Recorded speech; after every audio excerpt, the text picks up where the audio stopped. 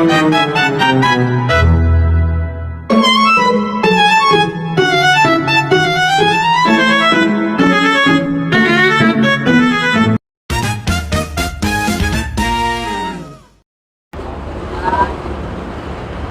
kami berada di Dinas Kesehatan Tangerang Selatan. Kesehatan masyarakat adalah salah satu hal penting dalam pembangunan di kota Tangerang Selatan. Seiring dengan meningkatnya jumlah penduduk dan aktivitas perkotaan, kebutuhan masyarakat terhadap pelayanan kesehatan yang mudah dijangkau dan merata juga semakin besar. Sebagai bentuk komitmen dalam meningkatkan pelayanan kesehatan, Dinas Kesehatan Kota Tangerang Selatan menghadirkan berbagai program inovatif. Salah satunya adalah program layanan kesehatan keliling atau Ngider Sehat yang hadir secara langsung ke tengah masyarakat untuk memberikan pemeriksaan dan pelayanan dasar terutama bagi warga yang berada jauh dari fasilitas kesehatan. Selain itu, ada juga program Cek Kesehatan Gratis atau CKG yang memberikan kesempatan kepada masyarakat untuk melakukan pemeriksaan tekanan darah, kadar gula, kolesterol, dan lainnya secara gratis di berbagai lokasi seperti kelurahan, taman kota, dan ruang publik. Kedua program ini menjadi langkah nyata pemerintah Kota Tangerang Selatan dalam memperluas akses layanan kesehatan dan meningkatkan kesadaran masyarakat akan pentingnya menjaga kesehatan secara rutin. Melalui wawancara ini, kami ingin menggali lebih dalam mengenai bagaimana program-program tersebut dijalankan, apa saja manfaat yang telah dirasakan masyarakat, serta strategi Dinas Kesehatan dalam menjaga agar program ini dapat terus berjalan dan memberikan dampak positif secara berkelanjutan bagi seluruh warga kota Tangerang Selatan. Assalamualaikum warahmatullahi wabarakatuh. Alhamdulillah pada hari ini, siang hari ini, tepatnya di hari Selasa pukul 21 Oktober, hari Selasa 21 Oktober 2025, pukul 12 siang, kami sedang melakukan kunjungan dan juga wawancara terkait beberapa program yang ada di Dinas Kesehatan ini. Alhamdulillah kami di sini bersama dua narasumber utama kami, yaitu Ibu Sisil. Perkenalkan, nama saya Sisil dari tim kerja mutu dan pelayanan kesehatan primer, bidang pelayanan kesehatan. Saya sebagai administrator kesehatan.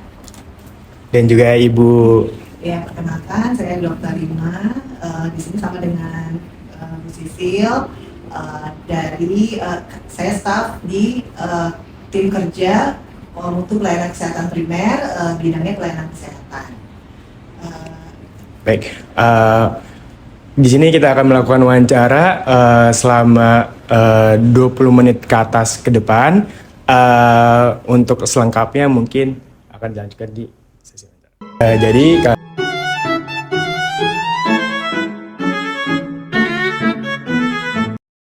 Jadi kami izin untuk melakukan wawancara terkait program-program yang ada di Dinas Kesehatan yang mungkin akan lebih kita bahas detail itu tentang program Ngider Sehat dan juga program cek kesehatan gratis. Mungkin kita mulai dari program Ngider Sehat dulu ya Ibu. Langsung saja ke pertanyaan pertama Ibu. Menurut Ibu mungkin boleh dijelaskan nggak kira-kira terkait Dinas Kesehatan ini apa saja program-program yang saat ini sedang dijalankan dan juga salah satunya program yang saat ini sedang dijalankan, mungkin dari data yang saya dapatkan yaitu dari tahun 2021 sudah dijalankan Ngider Sehat ya Ibu. Mungkin boleh dijelaskan secara detail Ibu. Jadi Ngider Sehat itu awal mulanya dari kita mendukung visi misinya wali kota. Jadi untuk mendekatkan pelayanan kesehatan ke masyarakat. Kemudian dari program pemerintah juga dari 2021 itu sebenarnya sudah ada program keperawatan kesehatan masyarakat. Jadi kita modifikasi biar agar lebih mendekatkan kepada masyarakat. Jadi kalau dulu mungkin di program itu untuk si perawat sama bidan itu biasanya bergantian siapa yang melakukan pelayanan. Tapi kalau di kita khususkan di tiap kelurahan itu ada satu perawat satu bidan yang memang ditugaskan khusus di kelurahan tersebut. Jadi perawat bidan itu dia tidak mendapatkan tugas lain di puskesmas dan juga tidak ada tugas jaga untuk puskesmas yang rawat inap. Jadi dia khusus untuk berkeliling tiap harinya dari jam kerja dari mulai pukul 8 sampai setengah 8 sampai pukul 2 untuk memberikan pelayanan langsung ke rumah-rumah.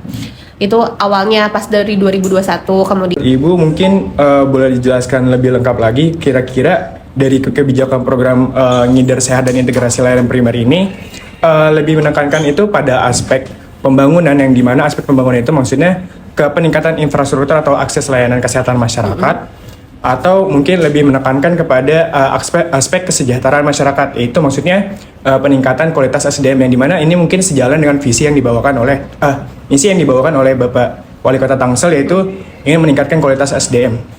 Itu kira-kira lebih menekankan pada aspek pembangunan atau melalui aspek kesejahteraan masyarakat ini? Mungkin dua-duanya masuk ya. Kalau misalnya dari itu, misalnya kalau dari aspek pertama sarana dan fasilitas pelayanan. Jadi kan kita melakukan evaluasi nih per tahunnya, per bulannya, kemudian per triwulan, lalu per tahunnya kita melakukan evaluasi dari 2021 sampai sekarang. Kita sekarang bahkan ada namanya Ngider Sehat Premium. Jadi kayak membranding baru lagi. Jadi ketika kemarin itu kan ada perawat bidan nih setiap kelurahan, kita menambahkan lagi satu dokter dari tiap puskesmas. Jadi kalau puskesmas kan ada yang membawahi 2 kelurahan, ada yang 1 kelurahan. Jadi kalau kemarin tiap-tiap kelurahan, tapi sekarang dikuatkan lagi dengan 1 dokter di tiap puskesmas, yang dimana kalau misalnya ada kasus-kasus tertentu nih yang misalnya tidak cukup nih kalau perawat sama bidan saja yang turun, misalnya dia kasus yang paliatif, misalnya yang kanker tapi sudah stadium lanjut atau apa, nanti dokternya akan ikut membantu turun. Jadi nanti kemudian kita juga secara fasilitas nanti ditambahkan dengan, kalau kemarin kan kita teman-teman si perawat dan bidan itu hanya dibantu dengan motor, jadi mereka selalu berkeliling tuh dibantu dengan motor, alat kesehatan, kemudian dengan tanda dengan rompi. Tapi sekarang ada juga ambulans keliling pusling, yang di dalamnya juga ada EKG dan USG portable. Jadi ketika ada kasus-kasus yang lebih berat, nanti mereka dapat langsung dilayani langsung tanpa harus ke puskesmas. Itu satu. Kemudian untuk SDM-nya, kualitas SDM-nya juga meningkat, karena kan kalau dari kemarin hanya perawat bidan kan nanti ketika sudah ada dokter yang gabung di dalam tim itu kan, jadi kalau ada permasalahan yang lebih kompleks bisa lebih mudah untuk dilayanin. Kemudian juga mereka juga dibekali dengan sertifikat seperti sertifikat BTCLS. Jadi mereka sudah tahu ketika ada kasus kegawat daruratan mereka sudah bisa melayani. Kemudian juga kita dibantu dengan telemedicine. Jadi kedepannya mungkin masih diuji cobakan, tapi si pasien itu dapat berkonsultasi langsung dengan dokter. Jadi kalau misalnya ada yang mereka bingung ini harus bagaimana, jadi mirip seperti Halodoc gitu loh. Jadi tapi memang masih diuji cobakan, tapi kedepannya akan seperti itu. Jadi lebih pengembangannya menuju itu. Berarti boleh dikatakan gak cuma satu aspek, gak cuma di aspek peningkatan infrastruktur, tapi juga ingin juga meningkatkan kesejahteraan masyarakat.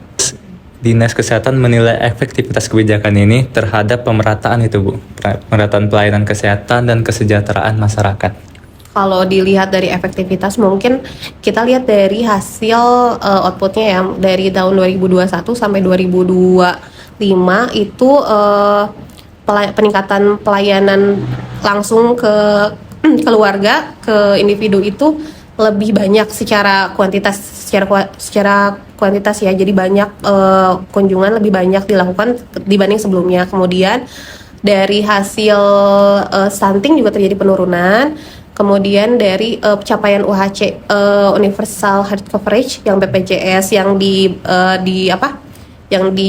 dibiayai oleh pemerintah itu, jadi lebih cakupannya lebih banyak, karena teman-teman yang ngider sehat ini juga sekaligus mempertanyakan terkait BPJS-nya, apakah mereka sudah punya jaminan atau tidak, dan kalaupun belum, teman-teman ngider sehat ini juga yang membantu untuk mengurus pendaftarannya mereka. Jadi mereka capaiannya di UHC ini sejak ngider sehat menjadi lebih cepat untuk tercapainya, gitu sih. Baik Ibu, mungkin kita lanjut ke pertanyaan berikutnya. Dari sisi ekonomi dan kemakmuran masyarakat, indikator atau tolak ukur apa yang digunakan sih sama Dinas Kesehatan untuk menilai keberhasilan program ini?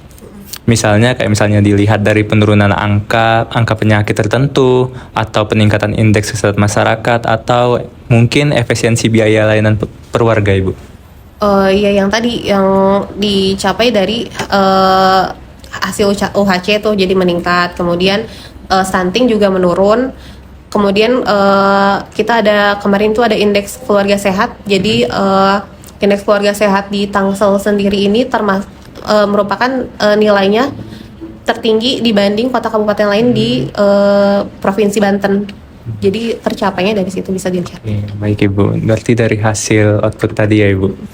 Oke. Untuk pertanyaan selanjutnya, menurut Ibu, gimana sih Dinas Kesehatan memastikan agar manfaat ekonomi atau sosial dari program ini bisa bersifat jangka panjang dan berkelanjutan, dan tidak hanya berhenti pada periode pelaksanaan? Apakah ada strategi untuk menjaga keberlanjutan manfaat kesehatan terhadap kemakmuran masyarakat secara umum, Bu?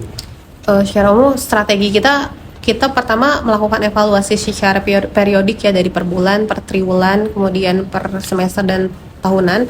Jadi mengetahui apa sih yang manfaat dari program ini, kemudian apa-apa saja yang dapat kita lakukan untuk perbaikan ke depannya. Jadi kemudian kita juga membuat rencana strategis dari yang didukung oleh rencana strategis kota.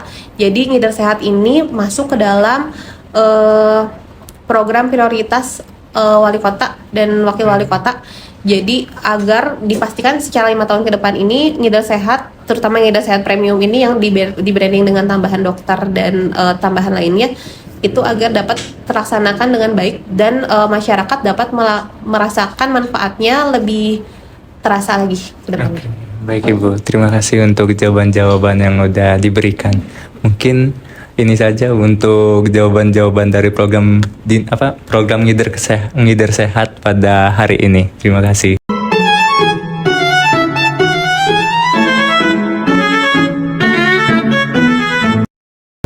Izin saya perkenalkan diri, nama saya Muhammad Fatan Abiansyah, dan di sini saya akan menanyakan mengenai program cek kesehatan gratis. Kalau sebelumnya tadi kan teman saya sudah menjelaskan mengenai Ngider Kesehatan, dan kali ini tentang cek kesehatan gratis.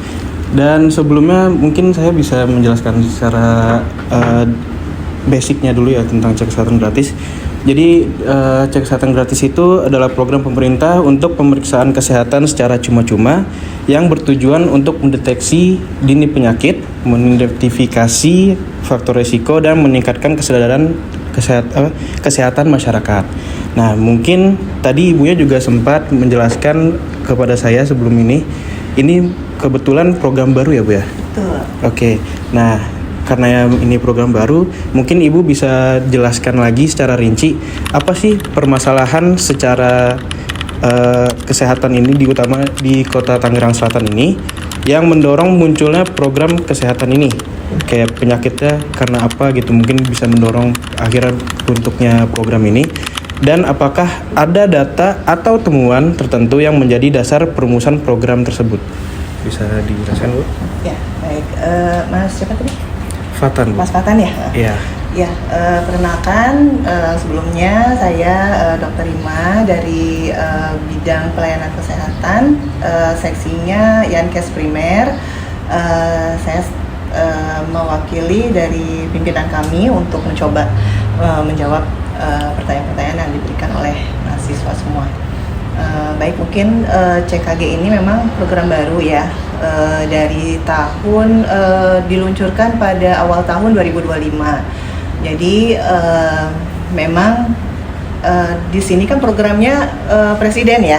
Iya. Jadi lebih ke kalau tadi apa dasar dari Dinas Kesehatan untuk menjalankan program ini, kita ini lebih ke dari kebijakannya dulu, dan kita harus melaksanakannya. CKG ini mungkin dasarnya adalah adanya penyakit-penyakit yang secara nasional sulit dideteksi.